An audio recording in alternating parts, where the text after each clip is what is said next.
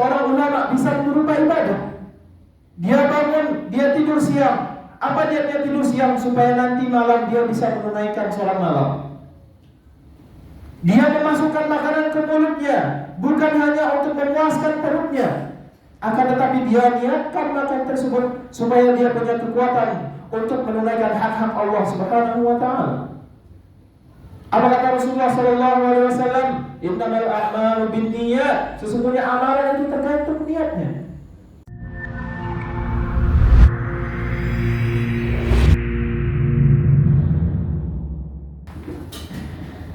Alhamdulillah ala ihsanih wasyukru lahu ala taufiqihi wa imtinanihi wa ashhadu an la ilaha illallah wahdahu la syarika lahu ta'ziman li sya'nihi wa ashhadu anna Muhammadan 'abduhu wa rasuluhu ad-da'i ila ridwanihi ballagha ar-risalata wa adda al-amanah wa nasaha al-ummata wa jahada fillahi haqqa jihadihi hatta tarakana 'ala al-mahajjati al-bayda' ليلها كنهارها لا يزيغ عنها إلا هالك صلوات ربي وسلامه عليه وعلى آله وأصحابه وإخوانه يا أيها الذين آمنوا اتقوا الله حق تقاته ولا تموتن إلا وأنتم مسلمون يا أيها الذين آمنوا اتقوا الله وقولوا قولا سديدا يصلح لكم أعمالكم ويغفر لكم ذنوبكم ومن يطع الله ورسوله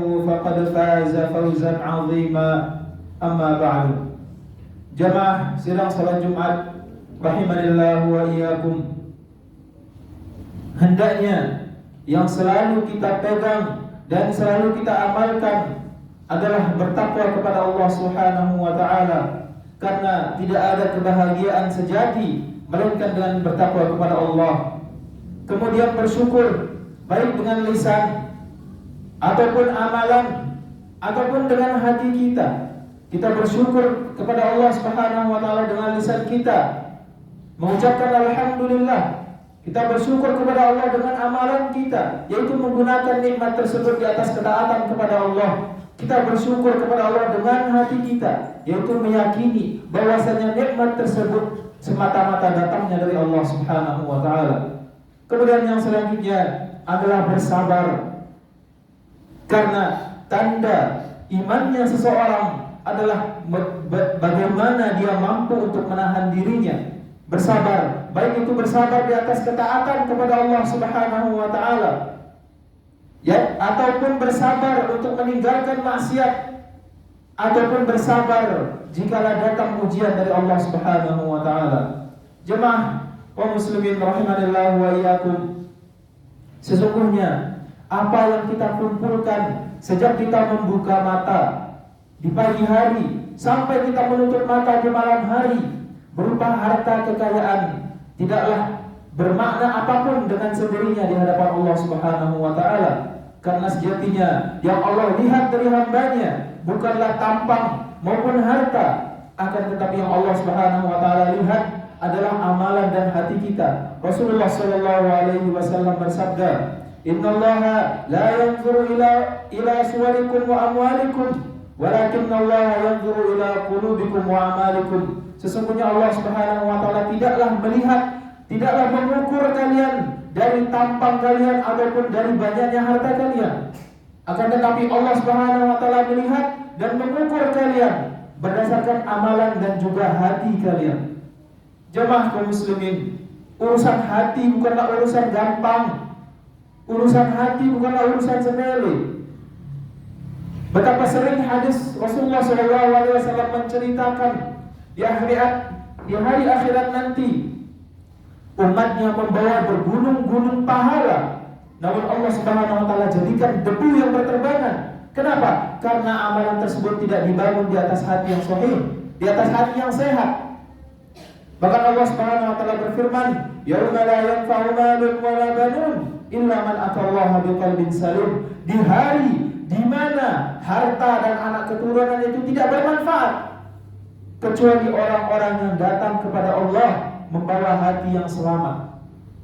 Maka dari itu mari kita cek, kita diagnosa hati kita. Apakah hati kita sudah memiliki ciri-ciri hati yang selamat? Atau mungkin na'udzubillah, malah hati kita membawa ciri-ciri hati yang berpenyakit, membawa ciri-ciri yang membakar amalan-amalan kita karena adanya api yang membara di dalam hati kita. Ciri-ciri hati yang selamat yang pertama adalah Allah Subhanahu wa taala berikan taufik untuk senantiasa memperbarui niat. Dia bangun membuka mata, bangun mengambil air wudhu dari ranjangnya, kemudian berangkat sholat. Apa niatnya? Niatnya hanya untuk beribadah kepada Allah Subhanahu wa taala. Dia beli makanan di pasar, dia makan sarapan tersebut, niatnya apa? Supaya dia kuat, supaya dia punya tenaga untuk beribadah kepada Allah Subhanahu wa taala. Dan orang yang dikaruniai untuk memperbarui niat ini hanya orang-orang yang Allah rahmati. Betapa banyak ibadah yang kita lakukan sehari-hari tidak ada rasanya, tidak ada dampaknya di dalam hati kita. Ibadah yang seharusnya kita nikmati hanya menjadi rutinitas. Makanya ulama mengatakan ibadatun nas, ibadatul awami adah, wa adatul ulama ibadah. Ibadah yang dilakukan oleh orang awam yang tidak mempunyai ilmu hanya akan menjadi rutinitas. Waktunya sholat sudah sholat, badannya saja yang sholat tapi tidak disertai dengan khusyuk di dalam hatinya. Namun rutinitas seorang ulama bisa berupa ibadah. Dia bangun, dia tidur siang. Apa dia tidur siang? Supaya nanti malam dia bisa menunaikan sholat malam. Dia memasukkan makanan ke mulutnya bukan hanya untuk memuaskan perutnya, akan tetapi dia niatkan makan tersebut supaya dia punya kekuatan untuk menunaikan hak-hak Allah Subhanahu wa taala. Apa kata Rasulullah sallallahu alaihi wasallam? Innamal a'malu binniyat. Sesungguhnya amalan itu tergantung niatnya. Abdullah bin Mubarak berkata, "Rubba 'amalin shaghir tu'azzimuhu an-niyyah." Bisa jadi ada amalan kecil namun dibesarkan oleh niat yang luar biasa. Seorang wanita membawa anaknya di hadapan Rasulullah sallallahu alaihi wasallam, membawa 2 kurma. Kurma pertama dia berikan kepada anaknya. Kurma yang satunya masih dia pegang. Setelah anaknya selesai makan 1 kurma yang diberikan oleh ibunya tersebut, anaknya mau lagi. Akhirnya apa? Kurma itu dibagi 2 oleh ibunya. Setengah itu diberikan kepada anaknya, setengah lagi dia makan. Apa kata Rasulullah SAW? Dia telah menyelamatkan dirinya dari neraka dengan kurma yang diberikan kepada anaknya. Kurma, amalan sepele, hanya setengah kurma diberikan kepada siapa? Anaknya yang seharusnya dia berikan makan. Tapi apa? Karena hal tersebut dilakukan karena Allah Subhanahu wa taala menjadi tameng untuk dia dari neraka. Kita sebagai seorang ayah menafkahi keluarga kita, memberikan nafkah kepada keluarga kita beratus-ratus ribu per bulan, bahkan mungkin bagi saudara-saudara yang mampu berjuta-juta. Kalau tidak dibarengi dengan niat para jamaah sekalian, hanya menjadi rutinitas saja, tidak bernilai pahala di sisi Allah. Maka dari itu, mulai apapun yang kita perbuat dari sekarang, hadirkan niat untuk beribadah kepada Allah supaya bisa menjadi ladang pahala kita. Anak kita minta uang jajan, berikan uang jajan. Bukan hanya karena dia supaya dia bahagia, tidak. Ini kewajiban saya sebagai suami, menunaikan hak, menunaikan kewajiban yang Allah Subhanahu wa taala sudah bebankan kepada saya. Berikan uang jajan, insya Allah bernilai pahala. Kemudian ciri-ciri hati yang selamat yang kedua adalah dia tidak menyalakan api hasad di dalam dirinya. Ketika dia melihat saudaranya mendapatkan nikmat dari Allah, dia tidak serta-merta ingin supaya nikmat tersebut hilang daripada saudaranya. Bahkan dia berdoa, "Ya Allah, tambahkanlah nikmat tersebut untuknya. Berkailah untuk dia nikmat tersebut." Ini ciri-ciri hati yang selamat. Pernah seseorang datang kepada Rasulullah SAW, namun sebelum orang itu sampai, apa kata Nabi SAW? Akan datang kepada kalian seorang penghuni surga. Maka datanglah seseorang tersebut. Para sahabat heran, ini orang tidak terkenal, bukan pembesar sahabat. Kemudian seorang sahabat penasaran. Akhirnya dia izin untuk menginap di rumah seorang lelaki tersebut. Menginaplah dia Kemudian ternyata yang disaksikan pada malam hari di mana dia menginap di rumahnya tidak ada amalan spesial apapun. Salat maghrib, sudah waktunya salat maghrib, dia salat maghrib. Waktunya salat isya, dia salat isya. Dia salat malam sedikit. Berhari-hari dia perhatikan tidak ada amalan yang spesial. Kemudian para sahabat ini berkata kepada lelaki ini, "Wahai fulan, suatu ketika aku mendengar Rasulullah SAW berkata, akan datang kepada kalian seorang penghuni surga, kemudian kamu datang. Maka saya penasaran apa amalan yang kamu kerjakan?" Seorang laki ini mengatakan, "Saya tidak punya amalan spesial. Namun sebelum tidur saya pastikan hati saya sudah memaafkan saudara-saudara saya. Sebelum tidur saya pastikan tidak ada rasa hasad yang ada di dalam hati saya." Amalan hati yang mungkin kita anggap sepele bisa membuat dia termasuk menjadi penghuni surga. Apa kata Rasulullah SAW? "Iyyakum wal hasad, fa innal hasada ya'kulul hasanat kama ta'kulun nar al-hatab." Jauhilah oleh kalian rasa hasad, rasa iri, rasa dengki. Karena sesungguhnya rasa hasad yang ada di dalam hati itu bisa memakan amalan-amalan kita sebagaimana api melahap kayu bakar. Maka dari itu mari kita perhatikan bagaimana sikap kita ketika melihat saudara kita mendapatkan nikmat dari Allah Subhanahu wa taala. Kemudian di antara tanda sehatnya, selamatnya hati seseorang adalah ketika lisannya dibasahi oleh zikir. Apa kata Allah Subhanahu wa taala? "Ala bizikrillah tatmainnul qulub." Ketahuilah dengan zikir, dengan menyebut Allah, hati menjadi tentram. Kalau hati sudah menjadi tentram, kita harapkan jiwa kita juga ikut menjadi jiwa yang tenang, jiwa yang tenang. Sebagaimana yang Allah Subhanahu wa taala firmankan, "Ya ayyatuhan nafsul mutmainnah." Wahai jiwa yang tenang, jiwa yang tentram, irji'i ila rabbiki radiyatan mardiyah. Kembalilah kepada Tuhanmu dalam keadaan ridho kepada Tuhanmu dan Tuhanmu pun ridho kepadamu. Fadkhuli fi ibadi, masuklah ke dalam golongan hambaku. Wadkhuli jannati, dan masuklah ke dalam surgaku. Betapa bahagianya seseorang jemaah sekalian di ujung hidupnya. Para malaikat berkata, "Wahai jiwa yang tenang, kembalilah kepada Tuhanmu dalam keadaan ridho dan diridhoi. Masuklah ke dalam golongan hamba Allah dan masuklah ke dalam surga Allah." Tidakkah kita menginginkan kalimat tersebut terdengar kepada kita ketika kita sudah sakaratul maut? Nyawa kita sudah di leher. Tidakkah kita senang mendengar perkataan tersebut dari malaikat yang datang untuk mencabut nyawa kita? Maka dari itu jamaah sekalian, mari mulai dari sekarang kita menyadari, kita ilmui bahwa urusan hati ini bukanlah urusan sederhana. Urusan hati adalah urusan keselamatan kita di dunia maupun di akhirat. Aqulu qouli hadza wa astaghfirullaha li wa lakum wa li sairil muslimina min kulli dhanbin khati'ah fastaghfiruhu innahu huwal ghafurur rahim.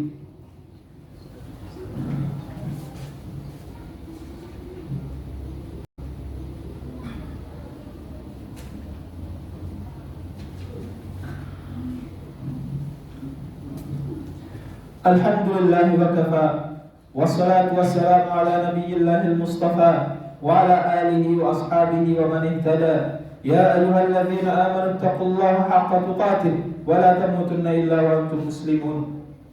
Para jemaah sekalian, tanda bahwa hati selamat yang berikutnya adalah dia senantiasa diberikan rasa cukup di dalam hatinya. Apapun yang Allah Subhanahu wa taala berikan padanya, dia merasa cukup, dia merasa qanaah. Kemudian dibersihkan hatinya daripada yang namanya was-was, daripada yang namanya kegelisahan, saya makan apa besok. Iklim dunia sedang begini, sedang begitu. Politik sedang begini, sedang begitu. Ekonomi sudah terguncang. Namun hati yang Allah Subhanahu wa taala berikan taufik tidak akan terpengaruh oleh kondisi-kondisi yang demikian. Kenapa? Karena dia berpegang teguh kepada ayat Allah Subhanahu wa taala, "Wa fis samaa'i rizqukum wa ma tu'adun." Dan di langit ada rezeki kalian dan juga apa yang sudah Allah Subhanahu wa taala janjikan kepada kalian. Dia tidak yakin, dia tidak berpegang teguh sepenuhnya kepada statistik-statistik yang ada. Bertawakal kepada Allah. Namun apakah ini berarti kita tidak perlu berusaha? Tentu berusaha. Berusaha semaksimal mungkin. Tunaikan kewajiban kita, cari nafkah, keluar cari nafkah. Namun ingat, usaha harus dibarengi dengan tawakal. Berdoa, kemudian berusaha, baru bertawakal. Jangan berusaha tanpa tawakal. Berusaha tanpa tawakal adalah sebuah kesombongan. Namun bertawakal tanpa usaha juga adalah sebuah kebodohan. Maka dari itu, berusaha, kemudian tawakal, kemudian tanamkan di dalam hati kita bahwasanya zat yang memberikan kita rezeki di dalam perut ibu kita. Sebelum kita bisa berpikir, sebelum kita bisa berbicara, di dalam perut ibu kita 9 bulan diberikan rezeki oleh Allah Subhanahu wa taala. Apalagi sekarang kita sudah punya tanggungan, kita bisa berpikir, kita bisa berusaha. Maka yakinlah Allah Subhanahu wa taala pasti akan memudahkan kita. Jangan bersuuzon kepada Allah. Jangan mengandalkan diri sendiri. Apa kata Allah Subhanahu wa taala? Ala inda dhanni 'abdi bi. Aku tergantung prasangka hambaku kepadaku. Kalau kita sudah bersuuzon kepada Allah, maka yang akan kita dapat jelek juga. Tapi kalau kita husnudzon, berbaik sangka kepada Allah, Allah pasti akan membantu kita apapun kondisi kita. Wa man yattaqillaha yaj'al lahu makhraja wa yarzuqhu min haitsu la yahtasib. Barang siapa yang bertakwa kepada Allah Subhanahu wa taala, Allah berikan dia jalan keluar, Allah berikan dia solusi. Wa yarzuqhu min haitsu la yahtasib, dan Allah berikan dia rezeki di arah yang dia duga-duga. Kemudian jemaah sekalian, kita sedang berada di ayat tasyrik, hari-hari tasyrik. Satu di antara 3 hari setelah Idul Adha.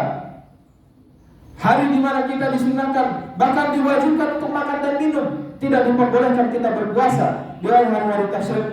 Dan juga Allah Subhanahu wa taala dan Rasulnya menganjurkan kita untuk memperbanyak takbir di hari-hari tasyrik ini. Setelah Idul Adha, jangan sampai semangat kita untuk bertakbir malah luntur. Ini masih berada di puncak kita.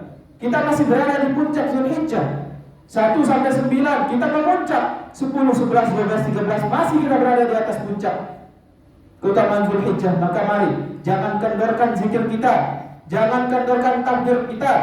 Gaungkan takbir, gaungkan takbiran. Jangan sampai mentang-mentang sudah lewat Idul Adha, semangat kita untuk bertakbir itu luntur. Inna Allah wa malaikatahu yusalluna 'alan nabi ya ayyuhalladzina amanu sallu 'alaihi wa sallimu taslima. Allahumma salli 'ala Muhammad wa 'ala ali Muhammad kama shallaita 'ala Ibrahim wa 'ala ali Ibrahim innaka Hamidum Majid.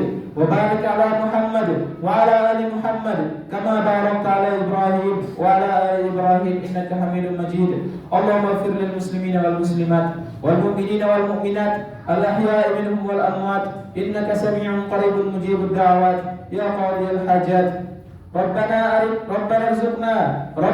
atina fid dunya hasanah wa fil akhirati hasanah wa qina adzaban nar. Rabbana ighfir lana wa liwalidina warhamhum kama rabbayna shighara. Rabbana ighfir lana wa li ikhwanina alladhina sabaquna bil iman wa la taj'al fi qulubina ghillan lil ladzina amanu rabbana innaka ra'ufur rahim. Ibadallah, innallaha ya'muru bil 'adli wal ihsan wa ita'i dzil qurba wa yanha 'anil fahsya'i wal munkari wal baghi ya'idukum la'allakum tadhakkarun. Fadhkurullaha al-'azima yadhkurkum washkuruhu 'ala ni'amihi yazidkum wa la dzikrullahi akbar wallahu ya'lamu ma tasna'un. Aqimus shalah.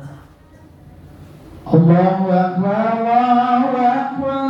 Asyhadu an la ilaha illallah.